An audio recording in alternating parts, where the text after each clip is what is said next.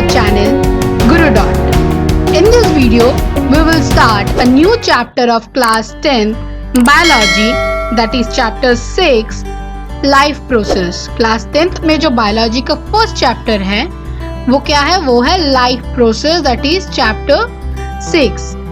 In this video we will understand introduction of this chapter, types of life processes कितने प्रकार के होते हैं, कितने टाइप्स है इसके, न्यूट्रिशन क्या है, मूड ऑफ न्यूट्रिशन इसके कितने मूड है और वो क्या क्या है, ऑटोट्रॉपिक न्यूट्रिशन क्या है उसको हम डिस्क्राइब करेंगे, हेटेरोट्रॉपिक न्यूट्रिशन क्या है उसको भी हम डिस्क्राइब करेंगे, एंड लास्ट टॉपिक जो इस वीडियो का है वो है टाइप्स ऑफ हेटेरोट्रॉपिक न्यूट्रिशन. जो ये हेटेरोट्रॉपिक न्यूट्रिशंस है इसके कितने टाइप्स है उसको हम डिटेल्स में देखेंगे. So before we start, please subscribe our channel and don't forget to hit the bell icon, क्योंकि अगर आप बेल आइकन को हिट नहीं करेंगे तो आपको मेरे आने वाले वीडियोस के नोटिफिकेशन नहीं मिलेंगे. तो चलिए स्टार्ट करते हैं. Biology class 10th chapter 6 life process. Introduction. So let's start with introduction. Introduction में क्या है? बायोलॉजी का जो ये चैप्टर है लाइफ प्रोसेस, इसमें इंट्रोडक्शन में हम क्या देखते हैं? All plants and animals are alive और लिविंग थिंग्स. क्या कह रहा है? All plants and animals are alive और लिविंग थिंग. जो पूरे प्लांट्स है, जो पेड़ पौधे हैं, एनिमल्स है, जानवर हैं, हम हैं, वो क्या है? अलाइव, जिंदा है, जी रहे हैं, वो सांस ले रहे हैं, वो जिंदा है. ठीक है, वो लिविंग थिंग्स है. The most important criterion to decide whether something is alive or not, is movement. The most important criterion to decide whether something is alive or not is movement. तो हम कैसे डिसाइड कर पाएंगे कि कोई चीज alive है, मतलब वो जिंदा है कि नहीं? किसके थ्रू हम डिसाइड कर पाएंगे? वो है मूवमेंट के थ्रू. मूवमेंट के थ्रू हम डिसाइड कर पाएंगे कि वो जिंदा है या नहीं. ठीक है. The movements in animals are faster. The movements in animals are faster and can be observed easily. But the movements in plants are slow and observed with difficulty. क्या कह रहा है? जो movements in animals है, जो animals के movements है, वो फास्ट है और वो ऑब्जर्व कर सकते हैं हम. But the movements of plants, जो प्लांट्स के मूवमेंट्स है वो बहुत ही स्लो होते हैं और उसको ऑब्जर्व करना थोड़ा सा डिफिकल्ट होता है. Animals can move from one place to another और they can move their body parts. ठीक है, animals can move from one place to another. हम एनिमल्स, जो ह्यूमन बींग्स है, जो जानवर है, वो क्या करते हैं? वो चल के एक जगह से दूसरी जगह वो जा सकते हैं. और they can move their body parts. And हम क्या कर सकते हैं? हम हमारे बॉडी पार्ट्स को भी मूव कर सकते हैं. ठीक है. The plants can only move part of their body such as leaves, flowers, roots and shoots. जो प्लांट्स है वो क्या कर सकते हैं? वो सिर्फ अपने बॉडी पार्ट्स को मूव करा सकते हैं.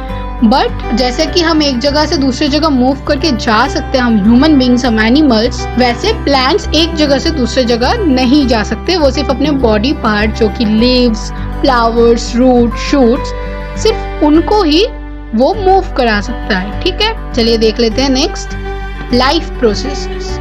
चलिए देखते हैं डेफिनेशन क्या है इसके लाइफ प्रोसेसेस के. लाइफ प्रोसेस क्या है? The basic function performed by living organism. The basic function, जो basic function है, performed by living organism to maintain their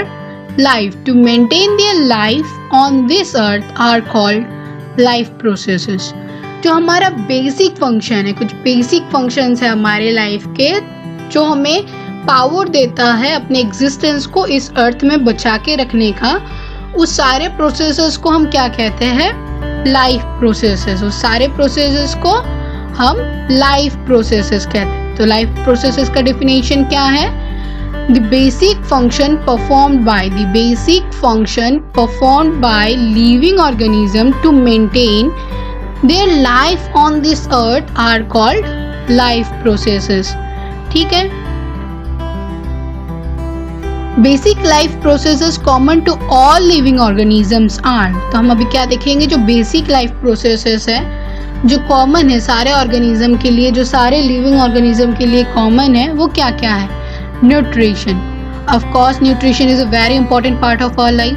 अगर हमारी न्यूट्रिशन ही सही नहीं रहेगी तो हमारी इम्यून सिस्टम भी सही नहीं रहेंगे और डिजीजेस होना तय है। Respiration, respiration is a very essential part of our life. Respiration is a very essential part, क्योंकि हम अगर रिस्पायर नहीं करेंगे तो हमारी एनर्जी ब्रेक डाउन नहीं होगी।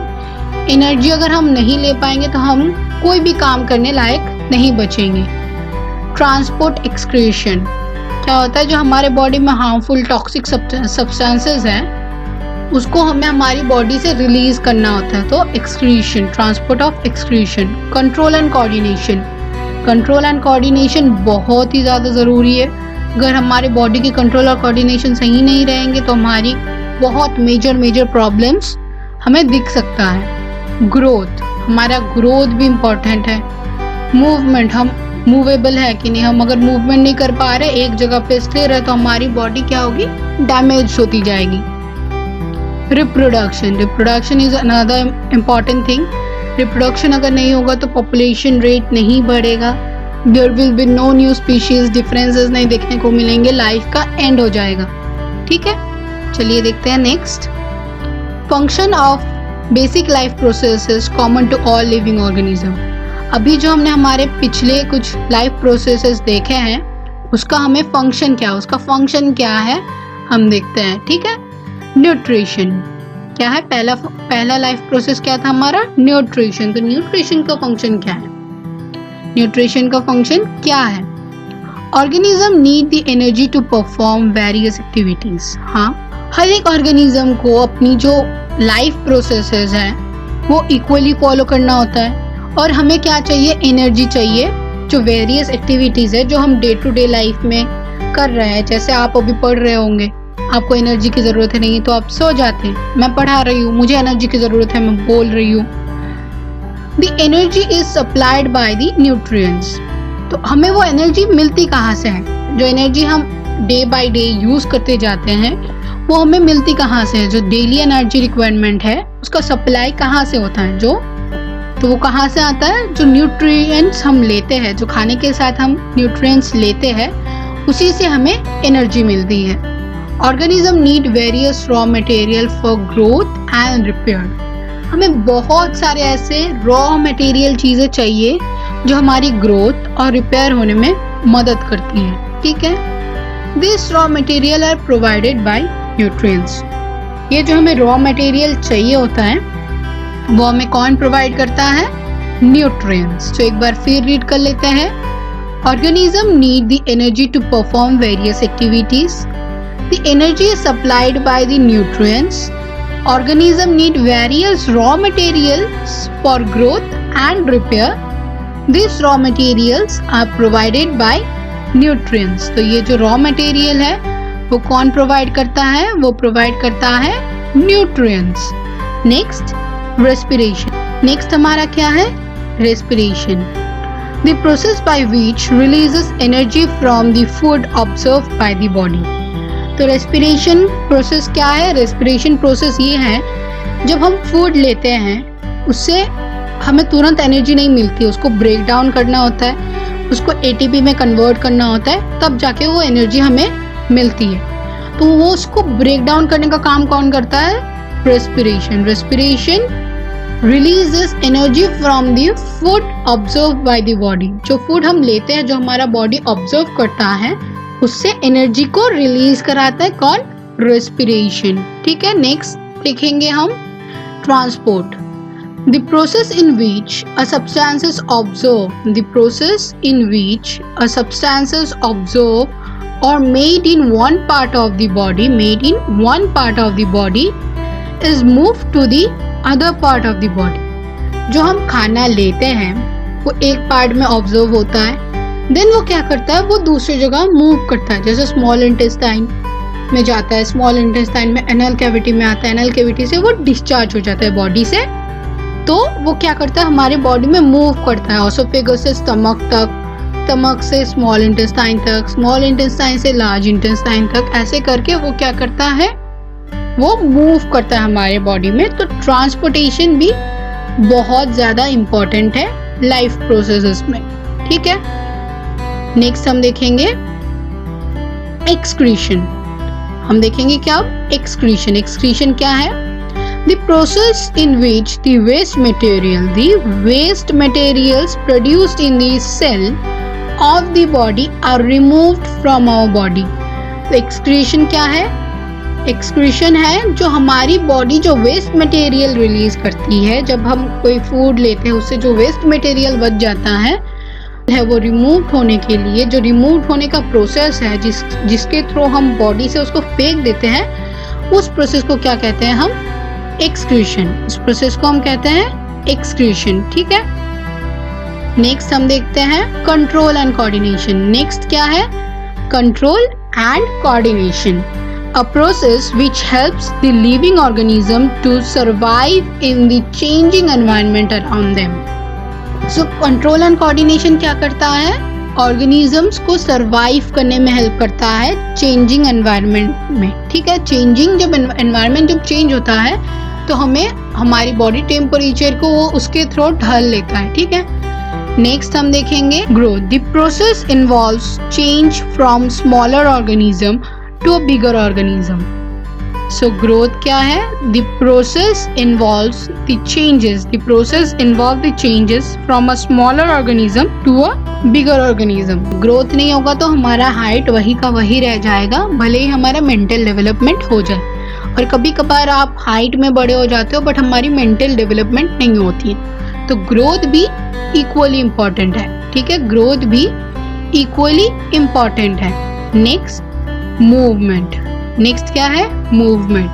The organism either moves from one place to another place or move its body parts।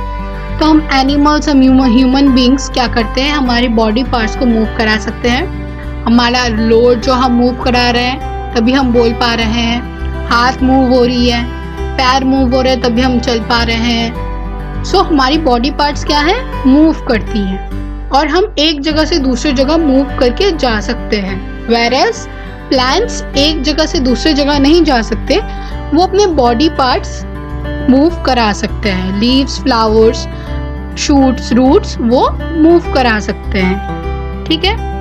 लेकिन हम ह्यूमन बींग्स क्या कर सकते हैं? हम एक जगह से दूसरी जगह भी जा सकते हैं और बॉडी पार्ट्स को भी मूव करा सकते हैं। नेक्स्ट हम देखेंगे reproduction. The process involves the making of more organism from the existing ones. तो रिप्रोडक्शन क्या इन्वॉल्व करता है?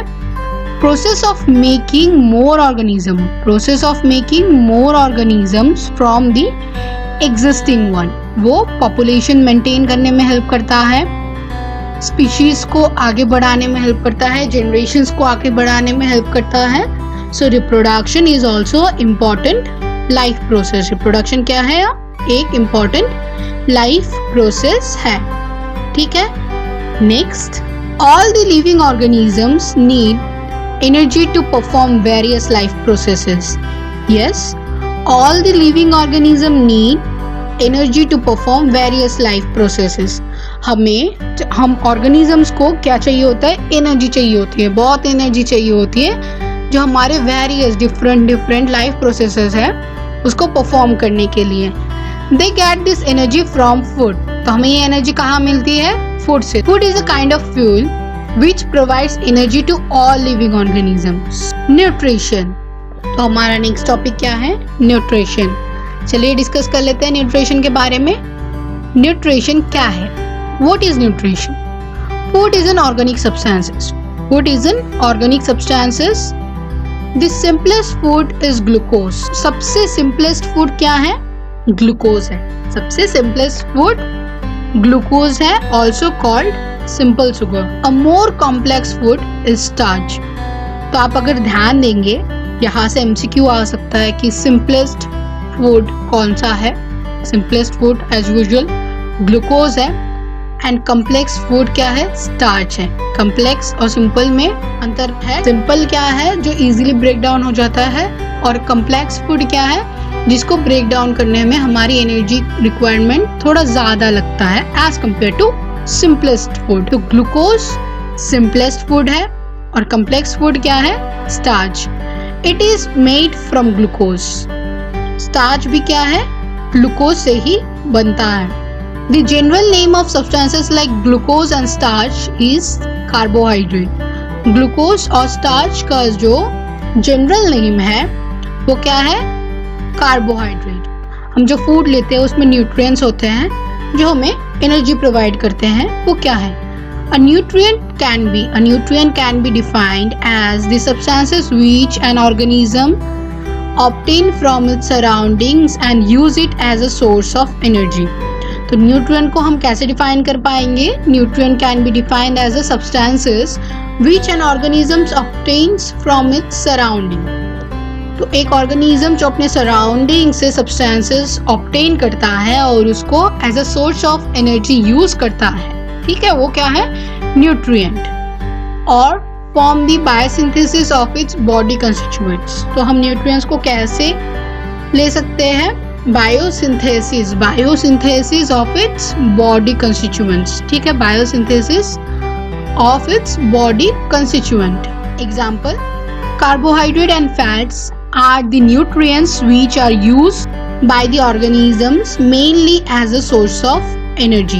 ठीक है, कार्बोहाइड्रेट याद रखिए, carbohydrate and fats. Carbohydrate and fats are the nutrients which are used by the organism mainly as a source of energy. Carbohydrate and fats.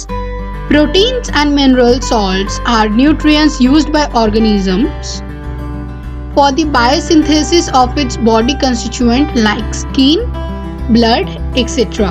तो क्या है, protein and mineral salts. Mineral salts are nutrients used by organism for biosynthesis of its body constituents. ठीक है, carbohydrate and fats are the nutrients which are used by the organism mainly as a source of energy, and protein and mineral salts are the nutrients used by organism for biosynthesis of its body constituent. ठीक है, अब nutrition. So let's learn the definition of nutrition. Nutrition is the process of intake of nutrients like carbohydrate, fat, protein, minerals, vitamins and water by an organism, as well as the utilization of these nutrients by the organism. तो nutrition क्या है, nutrition is the process of intake of nutrients. Example क्या क्या है nutrients के, carbohydrate, fat, protein, minerals, vitamins and water by an organism, as well as utilization, उस जो हम nutrients लेते हैं उसका utilization of these nutrients by the organism. The whole process is known as nutrition. इस पूरे प्रोसेस को हम क्या कहते हैं, न्यूट्रिशन। इस पूरे प्रोसेस को हम न्यूट्रिशन कहते हैं, ठीक है। Next topic, mode of nutrition. So mode of nutrition क्या है, mode of nutrition means method of obtaining food by an organism. Mode of nutrition का क्या मतलब है, जो मेथड हम अपनाते हैं फूड को गेन करने के लिए, फूड को ऑब्टेन करने के लिए, उसको हम मोड ऑफ न्यूट्रिशन कहते हैं, ठीक है। There are mainly 2 modes of nutrition. तो कितने मोड्स है, 2 modes, autotrophic mode of nutrition and heterotrophic mode of nutrition. कितने प्रकार के मोड्स हैं न्यूट्रिशन के, 2 प्रकार के। First autotrophic nutrition and second heterotrophic nutrition. देखते हैं अब ऑटोट्रॉपिक न्यूट्रिशन क्या है। ऑटोट्रॉपिक न्यूट्रिशन क्या है, ऑटोट्रॉपिक मोड ऑफ न्यूट्रिशन, ठीक है, autotrophic mode of nutrition. Auto means self, auto का मतलब होता है खुद, self, and trophy means nutrition. Trophy means क्या है, nutrition. So self nutrition, autotrophy means self nutrition. Autotrophic nutrition is that mode of nutrition in which an organism makes or synthesizes its own food from the simple inorganic material like carbon dioxide and water present in the surroundings with the help of sunlight energy. तो autotrophic nutrition क्या है? Autotrophic nutrition is that mode of nutrition in which an organism makes or synthesize, बनाता है, ये prepare करता है अपना ही खाना from the simplest inorganic materials. Inorganic, not organic. Inorganic materials like carbon dioxide, water present in their surrounding with the help of sunlight and energy. ठीक है, sunlight energy और जो सराउंडिंग्स में उनके इनऑर्गेनिक मटेरियल्स है उसके यूज करके वो अपना खाना प्रिपेयर करते हैं. तो सेल्फ न्यूट्रिशन. ठीक है, autotroph. Next, those organisms which can make their own food, those organisms which can make their own food from carbon dioxide and water are called autotrophs. तो ऑटोट्रॉपिक न्यूट्रिशन तो हमें पता चल गया.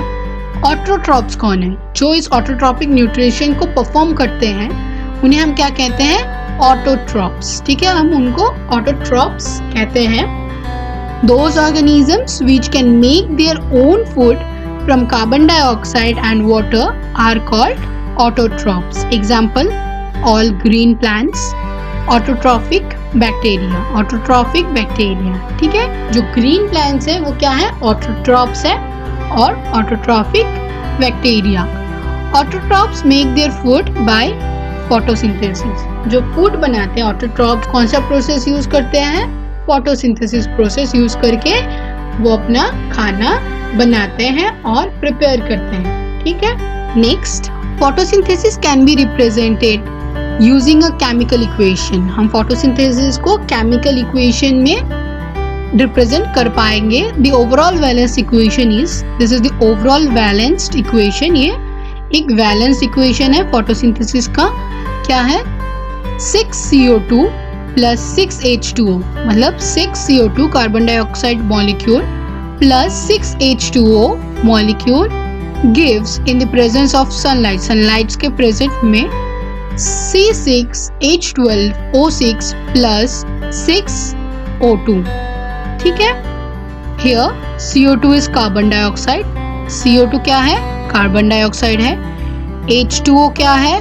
वाटर है. And C6H12O6 क्या है? Glucose है. एंड O2 क्या है? O2 ऑक्सीजन है. तो 6 carbon dioxide molecules plus 6 hydrogen molecules in the presence of sunlight gives C6H12O6 that is glucose plus 6 oxygen molecule. तो प्रोसेस क्या है? इक्वेशन क्या है फोटोसिंथेसिस का? 6CO2 plus H2O, sorry 6CO2 plus 6H2O in the presence of sunlight or sun energy, sunlight energy produces C6H12O6 plus 6O2. ठीक है. ये equation बहुत ही ज्यादा इंपॉर्टेंट है, एग्जाम में आता है, तो इस इक्वेशन को एकदम नोट कर लीजिए. नेक्स्ट हम देखते हैं हेटेरोट्रॉपिक न्यूट्रिशन. नेक्स्ट हमारा क्या है? Heterotrophic nutrition. Heteros means others and trophy means nutrition. और auto का मतलब क्या था? self. Heteros means others. Trophy same है, trophy का मतलब nutrition है. Heteros means others and auto means self. तो हम definition देख लेते हैं. Heterotropic nutrition is that mode of nutrition in which an organism cannot make or synthesize its own food from a simple inorganic material like carbon dioxide and water and depends on other organism for its food. Heterotropic nutrition और autotrophic nutrition में difference क्या है? पहला difference ये है कि heterotrophic nutritions में जो ऑर्गेनिजम्स है वो अपना फूड खुद बना या सिंथेसाइज नहीं कर पाते हैं. ठीक है. बट ऑटोट्रॉपिक न्यूट्रिशन में organisms can synthesize their own food. ठीक है. हेटेरोट्रॉपिक ऑर्गेनिज्म, हेटेरोट्रॉप्स क्या होते हैं? वो डिपेंड होते हैं अदर ऑर्गेनिजम्स पे अपने फूड के लिए. बट ऑटोट्रॉप्स इंडिपेंडेंट होते हैं, वो अपना खाना खुद बना सकते हैं, ठीक है। Those organisms which cannot make their own food, those organisms which cannot make their own food from inorganic substances like carbon dioxide and water and depend on other organisms for their food are called heterotrophs. तो heterotrophic mode of nutrition को जो follow करते हैं, जो use करते हैं, उन्हें हम क्या कहते हैं? हेटेरोट्रॉप्स, ठीक है। Those organisms which cannot make their own food from inorganic substances like carbon dioxide and water and depend on other organisms for their food are called heterotrophs. Example, all the animals. Animals में man, dog, cat, lion, etc. and most bacteria and fungi. ठीक है, bacteria and fungi. Examples, all the animals. Animals मतलब man, dog, cat, lion and most bacteria and fungi. ठीक है। Next हम देखते हैं types of heterotrophic nutrition. Heterotrophic nutrition के कितने टाइप्स हैं? Heterotrophic mode of nutrition is of 3 types. कितने टाइप्स है? 3 types. Heterotrophic mode of nutrition के 3 प्रकार है। क्या क्या है? Saprophytic, saprotrophic nutrition, parasitic nutrition and holozoic nutrition. So हम अब डिस्क्राइब करेंगे सेप्रोफाइटिक और सेप्रोट्रॉफिक न्यूट्रिशन क्या है। चलिए देखते हैं। सेप्रोट्रॉपिक न्यूट्रिशन क्या है? ये सेप्रोट्रॉपिक न्यूट्रिशन।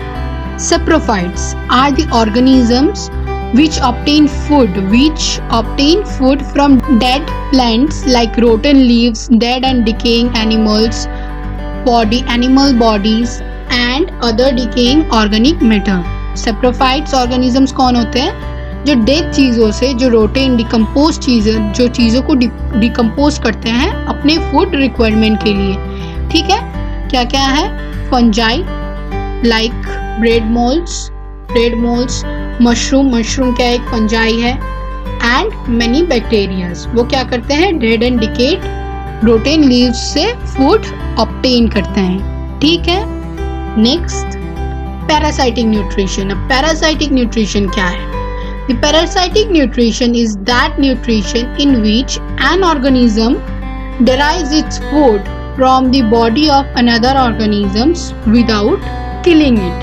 पैरासाइटिक न्यूट्रिशन क्या है? पैरासाइटिक न्यूट्रिशन में एक ऑर्गेनिज्म क्या करता है? अपने फूड को गेन करता है एक दूसरे एनिमल की बॉडी से, बट विदाउट किलिंग इट, उसको बिना मारे, ठीक है। A parasite is an organism or plant which feed on another living organism called its host. एक पैरासाइट जब दूसरे एनिमल और प्लांट पे फीड करता है तो उस प्लांट या एनिमल को क्या कहते हैं? होस्ट, ठीक है। सो चलिए एग्जांपल्स देख लेते हैं। Some animals like plasmodium and roundworms, a few plants like cuscuta and several fungi and bacteria, ठीक है। फंजाई, बैक्टीरिया भी क्या करते हैं? पैरासाइटिक न्यूट्रिशन परफॉर्म करते हैं। कस्कटा एक प्लांट है, राउंडवर्म्स एंड प्लाज्मोडियम। एग्जाम्पल्स अगर पूछे एग्जाम में तो आप plasmodium, roundworms, cuscuta, several fungis and bacterias का नाम ले सकते हैं, ठीक है। सेवरल फंजाइज एंड बैक्टीरियाज का नाम ले सकते हैं। नेक्स्ट हम देखेंगे holozoic nutrition. The holozoic nutrition is that nutrition in which organism takes complex organic food materials into its body by the process of ingestion and the ingested food is digested जो हम food ingest करते हैं वो digested and absorbed into the body cell of the organism। तो holozoic nutrition जो perform करते हैं वो जो ऑर्गेनिक कम्प्लेक्स फूड लेते हैं, मटेरियल लेते हैं through the process of ingestion. वो क्या होता है? इंजेस्ट होने के बाद वो डाइजेशन प्रोसेस फॉलो करता है, देन एब्जॉर्प्शन प्रोसेस फॉलो करता है, जो हमारा सेल है उसका जो सारा एनर्जी है, न्यूट्रिएंट्स है, वो क्या कर लेता है, वो ऑब्जर्व कर लेता है। एग्जाम्पल कौन है जो होलोजोइक न्यूट्रिशन को परफॉर्म करते हैं, वो कौन है, human beings and most of the animals. तो हम ह्यूमन बींग्स क्या करते हैं, होलोजोइक न्यूट्रिशन को फॉलो करते हैं, ठीक है, और कुछ एनिमल्स भी ऐसा करते हैं, ठीक है। तो सेप्रोफाइटिक एनिमल्स क्या करते हैं, वो डेड एंड रोटेन लीव्स वगैरह में, वो रोटेन लीव्स वगैरह से अपना फूड लेते हैं। पैरासाइटिक न्यूट्रिशन में क्या होता है, जो पैरासाइट्स है वो एक दूसरे एनिमल से अपने फूड को गेन करता है, बट उस एनिमल को बिना किसी हार्म किए, उसको बिना मारे, ठीक है। और होलोजोइक न्यूट्रिशन में क्या है, होलोजोइक न्यूट्रिशन में हम फूड को इंजेस्ट करते हैं, कम्प्लेक्स ऑर्गेनिक फूड मटेरियल्स लेते हैं, फिर वो डाइजेशन प्रोसेस में जाता है, देन वो ऑब्जॉर्प्शन प्रोसेस में जाता है, लास्ट उसका क्या होता है, एक्सक्रीशन प्रोसेस होता है, ठीक है। तो होलोजोइक न्यूट्रिशन कौन परफॉर्म करते हैं, human beings and most of the animals. So that's all for today. In next video we will cover the respiration section or respiration part of class 10th chapter 6 life process. इसी chapter का जो respiration part है हम next video में उसको detail में cover करेंगे। Today we cover the nutrition part of this chapter. इस चैप्टर का जो न्यूट्रिशन पोर्शन है उसको हमने कवर कर लिया है। नेक्स्ट वीडियो आने तक आपको क्या करना है, आपको ये जो न्यूट्रिशन पोर्शन है उसको एनसीईआरटी बुक से एक बार रीड कीजिए, हर एक पॉइंट को, हर एक इम्पॉर्टेंट पॉइंट को लाइन बाय लाइन नोट कीजिए, हाईलाइट कीजिए, क्योंकि बायोलॉजी में ऐसे बहुत सारे टर्म्स आते हैं, हर एक को याद रखना इम्पॉसिबल तो नहीं है, बट थोड़ा सा डिफिकल्ट होता है, हमें इसलिए थोड़ा सा ध्यान में रख के पढ़ना होता है। तो आप मार्क कर लीजिए उस पॉइंट को कि हाँ ये इम्पॉर्टेंट पॉइंट है, आप उसको हाईलाइट कर लीजिए। जब भी आप रिवीजन देंगे आप उस हाईलाइट पोर्शंस को भी अच्छे से रिवीजन दीजिए। आप वीडियो देखते वक्त स्क्रीनशॉट ले सकते हैं, स्क्रीनशॉट लेके आप सेव कर लीजिए, फिर नोट बनाइए। आप देखते देखते अगर नोट बनाएंगे तो आपको पूरा वीडियो कभी समझ में नहीं आने वाला है। तो स्क्रीनशॉट ले लीजिए या फिर पूरा वीडियो एक बार देख लीजिए, समझ लीजिए, फिर नोट बनाइए, खुद से नोट बनाइए, इम्पोर्टेंस पॉइंट नोट कीजिए, इम्पोर्टेंट टर्म्स नोट कीजिए, फ्लो चार्ट बनाइए। आपको जैसे याद रहे आप अपने नोट को वैसे प्रिपेयर कीजिए। और वीडियो देखते वक्त स्क्रीनशॉट आप ले सकते हो, स्क्रीनशॉट लेके आप फ़ोन में सेव कर लो, लैपटॉप यूज़ करो, लैपटॉप में सेव कर लो, बाद में बैठ के फ्री टाइम में उसको रिवाइज करो, उसका नोट बना लो, ठीक है। And last but not the least, अगर आपने अभी तक मेरे चैनल को सब्सक्राइब नहीं किया है प्लीज़ सब्सक्राइब कर लीजिए, एंड साइड में जो बेल आइकन है उसको हिट करना मत भूलिएगा, क्योंकि अगर आप उसको हिट नहीं करेंगे तो आप तक मेरे आने वाले फ्यूचर्स के जो वीडियोस हैं उसका नोटिफिकेशन नहीं पहुंचेगा। एंड अगर आपको वीडियो में जो पढ़ाया गया है, जो समझाया गया है वो अच्छे से समझ में आ गया है, एक लाइक तो बनता है, लाइक कर दीजिए, आपके दोस्तों के साथ शेयर कर दीजिए, उन्हें भी पढ़ने में हेल्प कीजिए। So please keep sharing and liking our videos. And अगर कोई भी प्रॉब्लम है, आपको कहीं पे भी समझने में प्रॉब्लम हो रही है, कोई सजेशंस है आपका, आप मुझे कमेंट में बता सकते हैं अपनी प्रॉब्लम्स, मैं उस प्रॉब्लम्स को सॉल्व करने की पूरी कोशिश करूँगी। इसी के साथ मिलते हैं नेक्स्ट वीडियो में नए टॉपिक के साथ। Thank you.